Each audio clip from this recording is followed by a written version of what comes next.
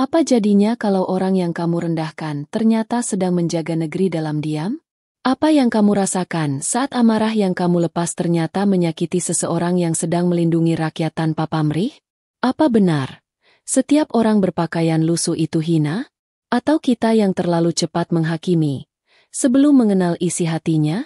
Assalamualaikum warahmatullahi wabarakatuh. Sahabat Kakek Story, mari kita awali dengan mengucapkan sholawat untuk junjungan kita, Nabi Muhammad Shallallahu Alaihi Wasallam. Kisah ini diangkat dari kejadian nyata, yang bisa saja terjadi di kota kita, bahkan di sekitar tempat tinggal kita. Mengapa kita perlu mendengarkannya? Karena kadang, pelajaran terbesar datang dari tempat yang tak kita sangka, dan dari orang-orang yang tak pernah kita pikir akan mengajarkannya. Terik menyengat menimpa jalanan berdebu di sebuah desa kecil di pinggiran kota. Di sisi jalan, duduk seorang pria berbaju lusuh, topi butut menutupi sebagian wajahnya. Di depannya, botol-botol bekas air mineral berisi bensin tersusun rapi di atas peti kayu tua. Namanya Rama. Wajahnya tak asing bagi mereka yang pernah mengikuti pelatihan militer. Tapi hari itu, tak ada yang mengenalinya. Ia tampak seperti penjual eceran biasa. Diam, tak banyak bicara, hanya menjawab seperlunya ketika warga bertanya. "Mas, masih ada?" Tanya seorang pemuda. "Masih, Bang. Tapi tinggal sedikit. Harga naik, jadi agak mahal ya?" Jawab Rama lembut. Namun bukan itu yang membuatnya gelisah. Setiap kendaraan yang lewat, matanya menatap tajam plat nomor. Setiap gerakan, ia rekam dalam ingatan. Ia sedang menyelidiki jalur distribusi bahan bakar ilegal yang menggerogoti rakyat kecil. Misinya sunyi, tapi sangat penting. Tiba-tiba, suara motor meraung memecah keheningan. Seorang pria berseragam lengkap berhenti tepat di depan Rama. Helmnya dicopot kasar. Wajahnya tampak tegang dan murung. Namanya Fajar. Seorang polisi lalu lintas yang hari itu sedang terbakar emosi. Tanpa banyak basa-basi, Fajar menatap botol-botol bensin itu. "Ini jual bensin atau ngerampok rakyat?" "Hah? Segini mahalnya?" Rama menunduk sopan. "Maaf, Pak. Harga dari tempat beli memang sudah naik. Saya cuma ikut arus." "Ngeles, ya?" Tendangan keras menghantam salah satu botol. Cairan kuning tumpah di tanah, menciptakan bau menyengat. Warga sekitar mulai memperhatikan. Tapi tak ada yang berani campur tangan. "Saya nggak mau tahu. Lo jual mahal. Lo mainin harga. Lo ngerugiin rakyat." Bentaknya lagi. "Bapak, saya nggak punya maksud buruk. Saya cuma..." "Diam," hardik Fajar. Tangan kanannya mengambil satu botol lain. Lalu dengan gerakan cepat, disiramkannya ke tubuh Rama. Bensin membasahi baju lusuh itu. Rama terdiam. Matanya memejam. Ini bukan bagian dari rencana, tapi ia tahu, tak boleh terpancing. Tidak sekarang. Tidak di sini. Fajar menarik napas panjang, lalu membuang korek api ke tanah. Untung tanahnya basah. Api tak menyala. Tapi luka sudah terlanjur terbakar dalam hati. Beberapa warga mulai berbisik. Aroma bensin yang menyengat masih menyelimuti udara. Tak seorang pun berani mendekat.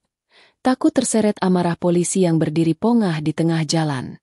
Rama tetap di tempatnya. Tubuhnya basah, tapi wajahnya masih datar. Hanya kedua tangannya yang mengepal erat, seolah menahan badai yang hendak meledak di dalam dada. Fajar menatapnya dengan sinis. "Lu pikir seragam gua cuma pajangan? Gua bisa bawa lu sekarang juga ke kantor." Ucapnya dengan suara tinggi. "Saya tidak melawan, Pak. Tapi saya juga tidak salah," jawab Rama pelan. Suaranya tenang, nyaris tanpa getar. Namun justru itulah yang membuat Fajar semakin naik darah. "Lo ngajarin gua hukum sekarang? Dasar pedagang kecil sok suci." Salah satu ibu penjual gorengan mencoba mendekat. "Pak, dia dari tadi nggak pernah naikin harga semaunya. Kami juga beli dari dia, dan dia jujur orangnya." "Bu, jangan ikut campur. Ini urusan penertiban. Kalau semua orang jual bensin sembarangan, bisa kebakaran satu kampung," bentak Fajar, Matanya menatap tajam ke segala arah. Rama mulai berdiri. Tubuhnya berat karena pakaian yang basah. Tapi langkahnya tetap tegak. Ia menatap Fajar, lalu menunduk. Saya bukan pedagang, Pak. Tapi saya juga bukan penjahat. Oh iya? Mau ngaku siapa? Pahlawan? Dosen? Presiden? Ejek Fajar sambil tertawa sinis. Beberapa orang mulai gelisah. Mereka tahu ada yang tidak biasa dari cara Rama bertahan. Seketika, suara klakson mobil militer terdengar dari kejauhan. Sebuah kendaraan lapis baja meluncur pelan dan berhenti hanya beberapa meter dari keramaian. Pintu belakang terbuka. Dua pria berbaju tentara keluar dan berjalan cepat ke arah Rama. "Letnan Rama," ucap salah satu dari mereka sambil memberi hormat. "Kami menerima sinyal. Apakah situasi aman?" Wajah Fajar langsung pucat. Tangannya gemetar. "Letnan," gumamnya tak percaya. Ia melangkah mundur, menabrak motornya sendiri. Warga terdiam. Suasana berubah drastis. Yang tadinya melihat Rama sebagai orang biasa, kini mata mereka terbuka. Rama menoleh perlahan ke arah Fajar. Tak ada kebencian di wajahnya. Hanya luka yang terlalu dalam untuk dijelaskan. "Saya memang menyamar, Pak," ucap Rama datar. "Dan saya tidak akan membuka identitas saya kalau Bapak tidak menyiramkan bensin itu ke tubuh saya."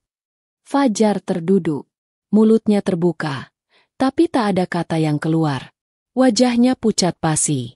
Ia baru menyadari dirinya bukan hanya melukai warga biasa, tapi seorang prajurit negara yang sedang mengemban tugas besar.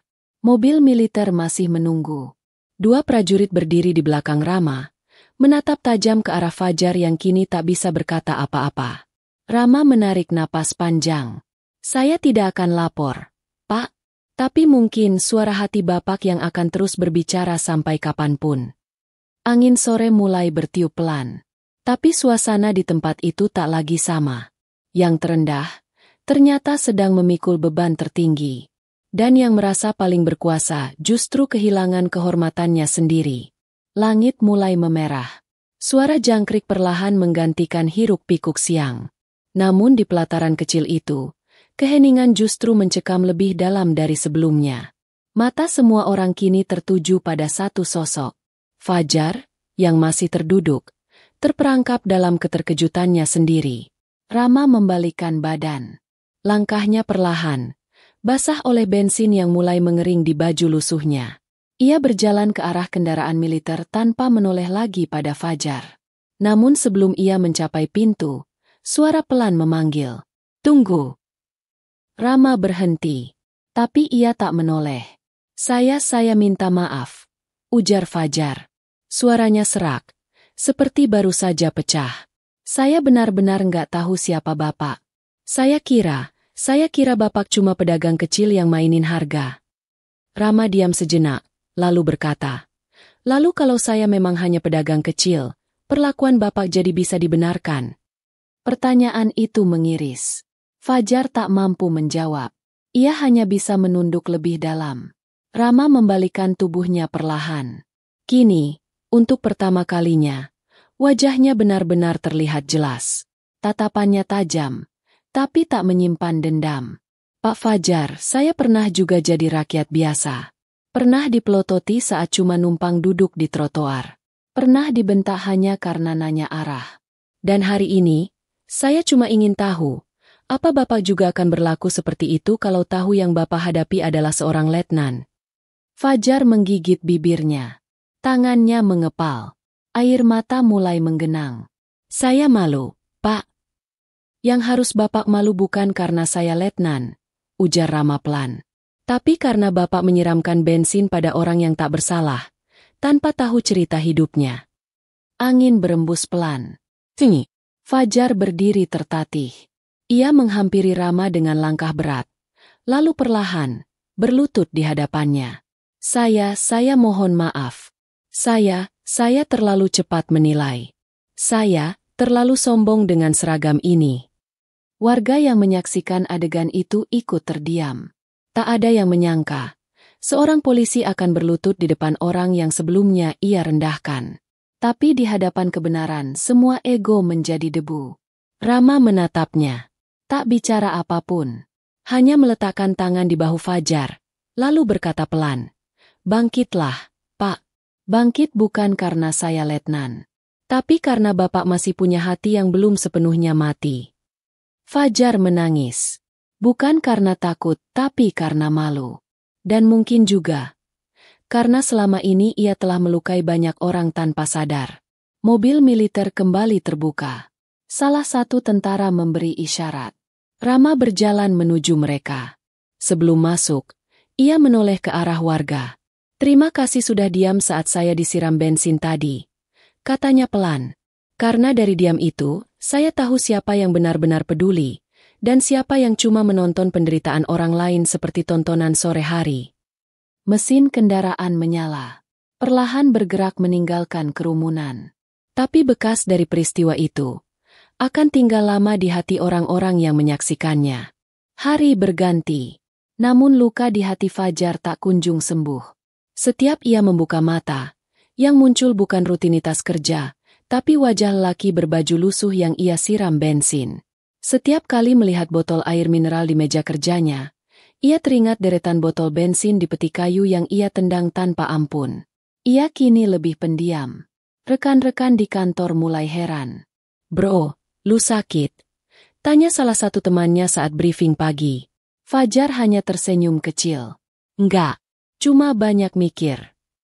Sebenarnya bukan cuma banyak mikir, tapi hatinya seperti dihukum oleh suara yang tak bisa ia matikan. Suara nurani yang terlambat ia dengarkan. Ia mencoba mengalihkan perasaan dengan bekerja lebih keras. Setiap pelanggar lalu lintas ia tegur dengan sopan. Ia tak lagi membentak. Bahkan, ketika seorang pengemudi ojek online hampir menabrak pejalan kaki, Fajar memilih menasihati dengan tenang. "Mas, kita cari makan boleh, tapi jangan sampai mengorbankan keselamatan orang lain ya." Beberapa rekan menganggap ia sedang berubah karena tekanan. Tapi dalam hati Fajar tahu, bukan karena tekanan tapi karena malu. Malu pada seragam yang selama ini ia banggakan, tapi pernah ia gunakan untuk merendahkan. Malam hari, saat sendiri di kamar kecilnya, Fajar membuka internet. Ia mencoba mencari informasi tentang Letnan Rama.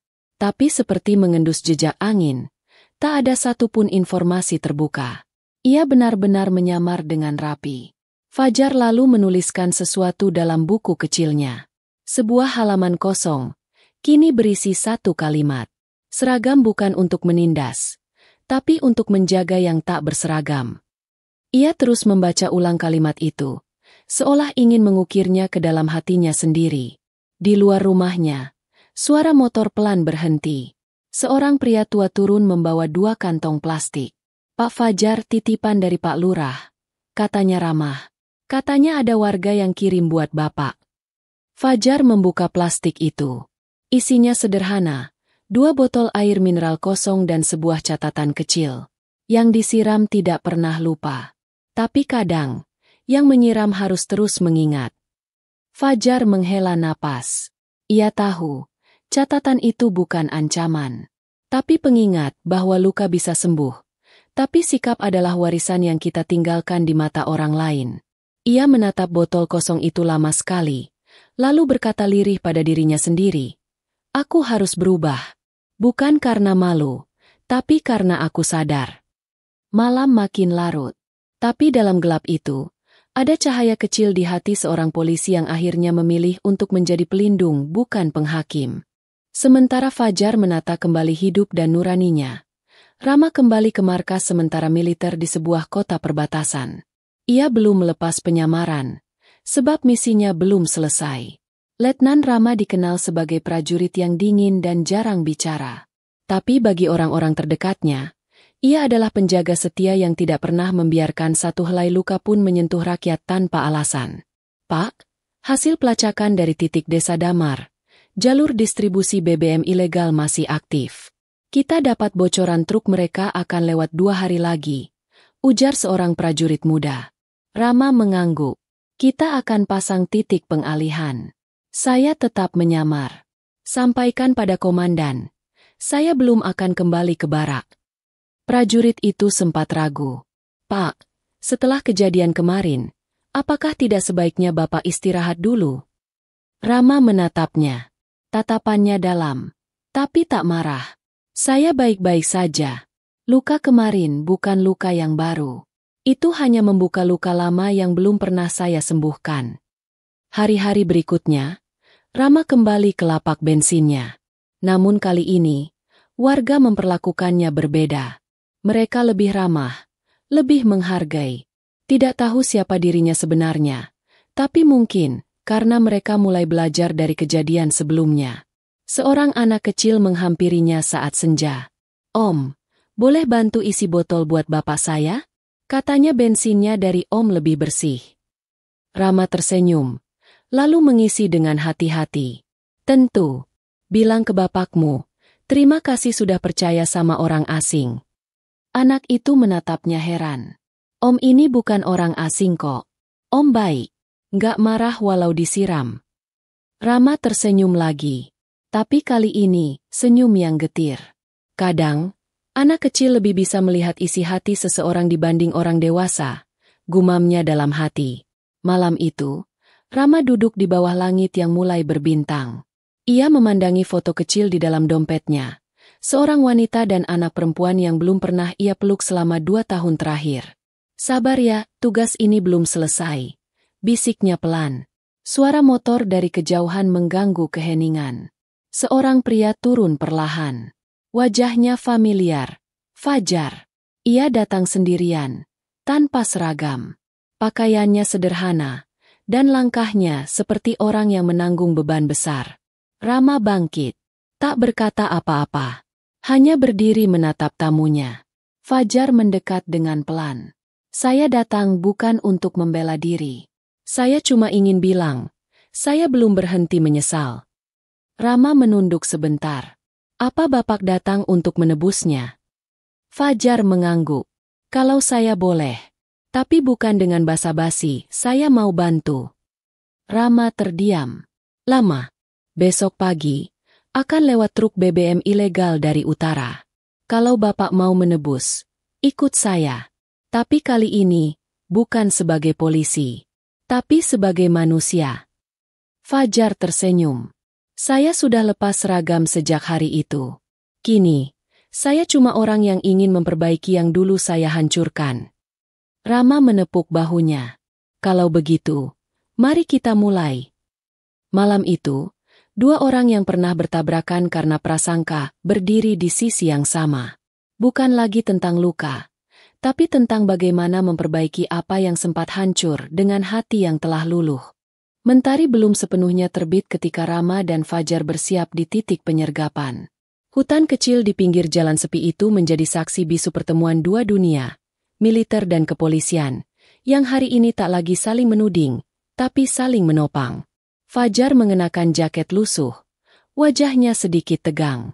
Di tangannya, ia memegang radio kecil pinjaman dari tim Rama. "Saya masih belum terbiasa dengan ini semua," ujarnya pelan. Rama menoleh cepat. "Kau tak perlu jadi tentara. Cukup jadi manusia yang berani menebus kesalahan." Suara itu menenangkan, tapi juga menghantam. Karena tak ada yang lebih berat dari berhadapan dengan diri sendiri. Beberapa anggota tim mengatur posisi di balik semak. 2 kamera tersembunyi siap merekam bukti transaksi ilegal yang sudah lama menyamar di balik dalih jual eceran. Sinyal dari drone di atas kepala memastikan mereka tak sendirian. Tak lama kemudian, debu jalan mulai beterbangan. Truk besar mendekat, dengan knalpot yang berasap tebal dan suara mesin berat. "Itu dia," ujar Rama dengan mata tajam. Ia memberikan isyarat dengan tangan. Truk berhenti di titik yang diprediksi. 2 orang pria turun. Salah satunya mengeluarkan tas dari dalam kabin. Dari kejauhan, tampak berisi uang. Transaksi akan dimulai. Fajar merunduk. Jantungnya berdetak lebih cepat. Tapi kali ini bukan karena takut, melainkan karena sadar. Ia berdiri di sisi yang benar. Rama bergerak lebih dulu, diikuti tim yang menyergap dari 2 arah. "Angkat tangan. Militer. Jangan bergerak." Teriaknya keras. Kekacauan terjadi dalam sekejap. Salah satu pria mencoba lari, namun Fajar, yang biasanya hanya berteriak dari balik pluit, kini berani bergerak cepat. Ia menyergap pelaku dari samping, menjatuhkannya dengan tubuhnya sendiri. "Berhenti! Kau sudah cukup merugikan banyak orang," teriak Fajar sambil memborgol pria itu. Rama datang beberapa detik kemudian, memastikan kondisi aman. Ia menatap Fajar, kali ini dengan tatapan berbeda. "Cepat, presisi, dan tepat. Kau yakin bukan tentara di masa lalu?" Fajar terkekeh pelan, terengah. "Bukan. Cuma, mungkin dulu aku lupa kalau keberanian bukan soal seragam." Tim menyisir area dan memastikan semua bukti terekam. Uang, dokumen, dan jadwal pengiriman disita. Semuanya selesai lebih cepat dari yang diperkirakan. Sebelum pergi, Rama mengajak Fajar duduk di bangku kayu yang nyaris lapuk. Matahari pagi menyapu wajah mereka dengan cahaya hangat. "Kau menebusnya dengan cara yang benar," kata Rama pelan. Fajar menghela napas. "Tapi rasa bersalah itu tetap ada." "Itu bagus," jawab Rama. "Karena orang yang tak merasa bersalah, biasanya juga tak akan pernah berubah." Mereka terdiam lama. Angin pagi bertiup lembut, seolah ikut membersihkan sisa-sisa dendam, luka, dan rasa marah yang dulu pernah menguasai hati mereka. Hari itu, dua pria yang dulu saling bertolak belakang, akhirnya duduk di satu garis yang sama. Bukan karena nasib, tapi karena mereka memilih untuk menjadi manusia, sebelum menjadi siapa-siapa. Beberapa hari setelah penyergapan itu, kehidupan di kampung kecil tempat Rama menyamar mulai berubah. Warga kini mulai sadar bahwa apa yang mereka anggap sebagai jualan biasa, ternyata hanyalah kedok dari permainan kotor segelintir orang. Dan di balik semua itu, ada satu pria yang mereka pernah siram dengan bensin, kini mereka hormati dalam diam. Rama kembali ke rumah kayunya untuk terakhir kali. Ia berdiri di depan pintu yang telah ia buka dan tutup selama berminggu-minggu, bukan sebagai prajurit, tapi sebagai rakyat biasa yang mencoba mendengar lebih banyak daripada memerintah. Fajar datang membawa sesuatu, sebuah helm polisi yang warnanya sudah sedikit pudar. "Saya pikir, saya harus mengembalikan ini," katanya sambil menyerahkan helm itu. Rama menatapnya heran. "Kenapa?" Fajar menunduk. "Saya mau mulai dari awal. Bukan sebagai polisi yang dulu, tapi sebagai manusia yang sadar. Dan kalau Allah izinkan, saya ingin mengabdi dengan cara yang lebih jujur." Rama menerima helm itu perlahan, lalu mengembalikannya. Seragam ini tak pernah salah. Yang salah, hanya saat kita memakainya dengan niat yang keliru. Fajar terdiam.